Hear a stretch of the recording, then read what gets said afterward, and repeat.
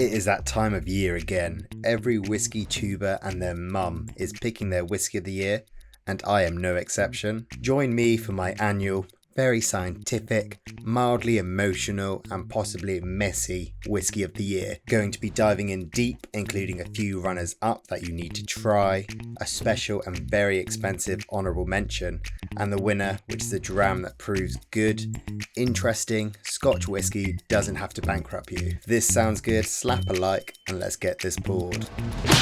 Jeff Whisky. Firstly, yes, once again, I am full of cold, so apologies if the stuffiness is slaying your ear holes right now. Luckily, it's a bit better than how it was on the live stream with first Phil and G Whiskey the other day. Phil is the meat in an amazing Jeff sandwich. Oh, that's just a great picture. It was a bit like puberty was finding me after all these years. Also, we're in the thick of a storm right now, so hopefully you can't hear it too much. But with the odds stacked against us, we cannot delay the big video of the year anymore. So let's get some sweet retention numbers and talk about the bottles that got so close to the top of the Scotchy mountain this year, but were knocked off at the final step. All four runners up are brilliant in their own way, and all of them made me second guess whether they should be the top dog this year. And I know what you're thinking, yes, I've somehow turned this into another 5-bottle whiskey list. I can't help myself anymore. Starting off with the most expensive bottle on the list. In fact, I think this is the most expensive bottle I brought all year. Possibly the most expensive bottle I brought for the last 2 years. But it was all down to that damn bar-flying, beautiful human Roy. And yes, this is the Ardnahoe 6-year-old Aquavitae small batch single malt Scotch. I feel like there's a lot of words in that one. It is 55%, fully natural, fully ex-bourbon banger, and it cost me £76.50.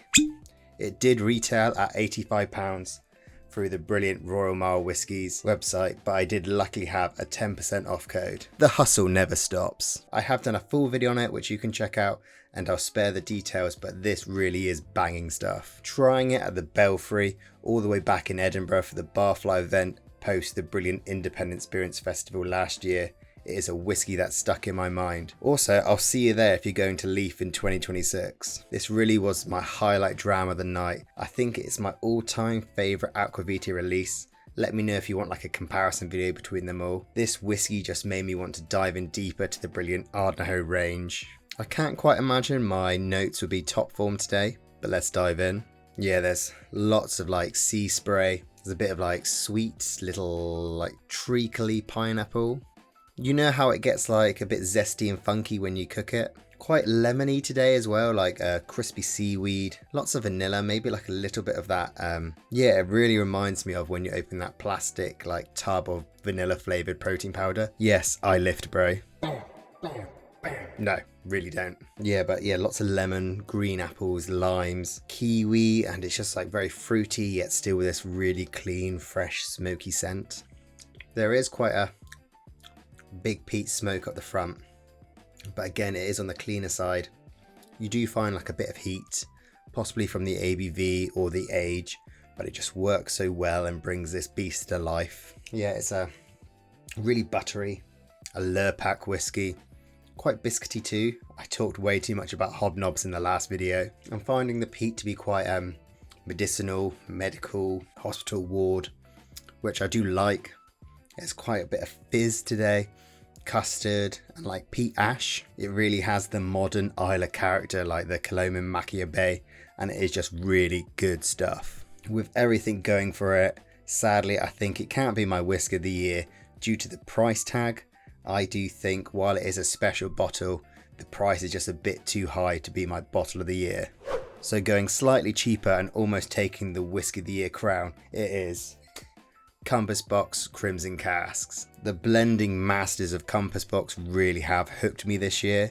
Crimson Cask is built around sherry matured power, and it is a blended malt that shows how spectacular blends can be. Again, we're feeling a bit flush. This bottle comes in at just over £60, but if you can hunt around, you can find it closer to the £50 mark. Built from Tanenic, Glenmoray, Ben Renus, and more, this is just fantastic liquid. On the nose, there's lots of chocolate fudge, plums or maybe cherries, quite jammy, brown malty bread. It somehow manages to be like highly sherry influenced without being a straight overdone sherry bomb. And it's not one of the many sherry matured whiskies at the moment where you can barely taste the original spirit from the Oloroso. Yeah, I don't even need to check my notes with this blocks now as the aromas just punch through. Now, it's very oversaid, but this is rich dried fruits and dark chocolate. Not just standard fruit and nut, this is Marks and Spencer's fruit and nut. Yeah, it's really very warming and sweet. Perfect for this dreadful weather right now. There's quite a savoury pudding thing.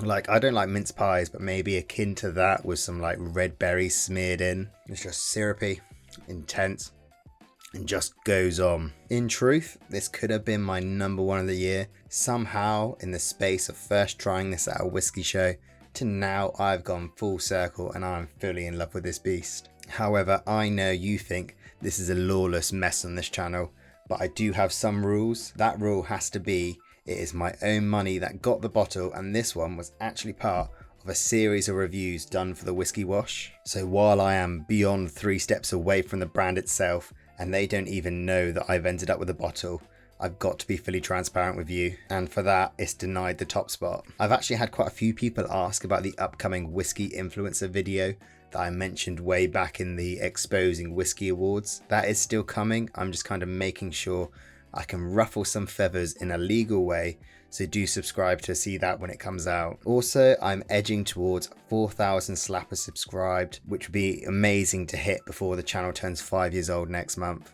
You all will have seen this next one coming. Of course, it's Ben Romack and the Contrast Peat Smoke. From trying this at the Barfly blind tasting all the way back in Glasgow 2023, go Team Slappers. It was then sat on my shopping list for probably about a year, and then when I finally purchased it, it was been my go-to throughout the entirety of 2025. I really enjoyed the 15-year-old, which was a real early video, but the Contrast range are king, and this is just such a jam. This is in fact the bottle that made me submit my video to try become a Ben Romack champion, but I've already talked a lot about that. Speyside with the extra smoke, this can be picked up around the £50 mark, and recently there's been some crazy good deals around the £30. The nose has this like peat smoke and lemon sherbet mix. It's aromatic and earthy smoke, and it's kind of between a Springbank and a Highland Park, and then there's just loads of fruits chucked in there too. The taste is just bright vanilla, sherbet lemon, funky apricots, and like a little wave of like faint bonfirey smoky embers. It's a bit ashy, a bit zesty, and again a bit funky with that plum sauce, chewy diesel goodness. It is a great finish, and I just need to try the Contrast Peat Smoke Sherry now. I really do love this whiskey, and I now have even more love for the brand. However, that is why it is not taking the top spot. We all have biases towards brands that we connect with, people who we are friends with, amazing distillery experiences, which is all part of the whiskey journey. And while I'll continue to be a slut Romack for this gold, as well as calling out when things can be improved, core range ABV. Sorry, the core range ABV really could be doing pumped up a little bit, but maybe not the 10, because that's a great bottle to get people into the range for another video. I just think I don't want to tar its victory and let whiskey haters have their chance to moan. And it also does help that my selected winner is Spectacular Stuff and a very Jeff Whisky Winner. But while on the Ben Romack subject, I do need to mention a little bonus, possibly my new all-time favourite whiskey I have tried and I'll never own a bottle, and that is the Ben Romack 40-year-old. Now in context, this was tried at the distillery next to their impressive 50-year-old release, because that's just how I roll these days, but nothing compares to that 40-year-old in terms of flavour. A real orchestra whiskey with so much life in older age, amazing rich zesty top notes, a wild depth of like base flavors. Yeah, just whiskey orchestra is how I think I described it in the video. I stand by it. Of course, being at like £2,000, this peasant drinker will never own it, but if you go to any show and you can try it, I really suggest you do. I have since told a few folk who've managed to snag drams at whiskey festivals, whiskey events, whiskey shows, and they have all agreed how spectacular it is. I do still have majority of the sample of the 40-year-old and their 50-year-old behind me, so let me know if you like a video covering them. So thank you for sticking around to the bottles I felt needed highlighting this year, or welcome back if you just scrolled through to the end. So which bottle wins Whisky of the Year 2025? It is a bottle that I've brought this year, as well as buying 2 more times in previous years. A non-age statement Scotch you can find in the supermarket, and of course it is the Chegg Rioja Cask, the Sinclair series, and just, you know it's good. So yes, the heavily peated Tobermory bottling, finished in Rioja Cask, which I won't stop talking about, is my choice for the year. First covered this on my channel like over 3 years ago, sat on my kitchen table with a twirly tash, and it's due its moment in the spotlight. Burning almond marzipan, dirty meat drippings, sooty, ashy, just wonderful.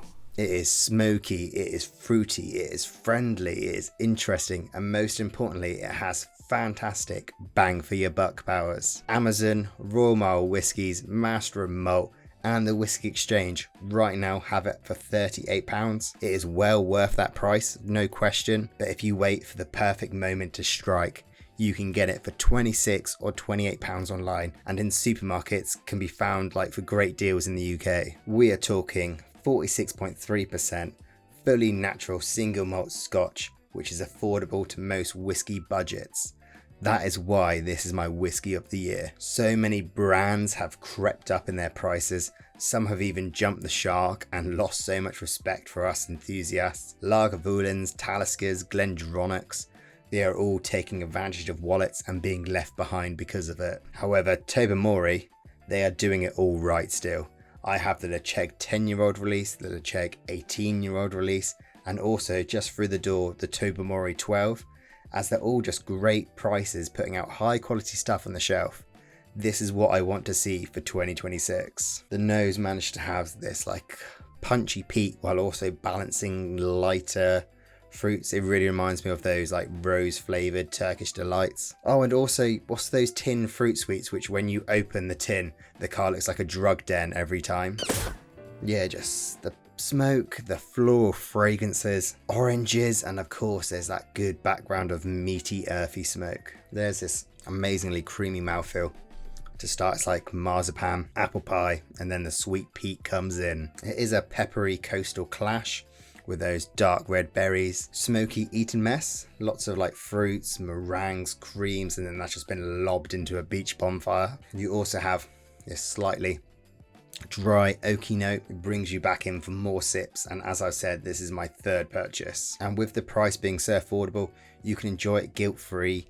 You can happily share it with others. You can take a bottle with you and try get more people to join you to the whiskey side. For me, this bottle over delivers in flavour and for the price. So yeah, I wanted the winner this year to be a whiskey which represented something honest, a bottle I've paid for time after time, and that I'll happily recommend to a friend, knowing whatever their budget or their stage in their whiskey journey, it is approachable, accessible, and awesome. However, this will lead me on to my next video, an almost sequel, where I'll be talking about the best whiskies I've tried in each flavour type, and I've brought suggestions from the bottle slappers with me to make it less about my jam and more beneficial to all of you with your flavour preferences. And if you've enjoyed this, please do subscribe, like, all the YouTube good stuff. Let me know your choices in the comments. I'm grateful to have you here. All the best, and cheers to the next one.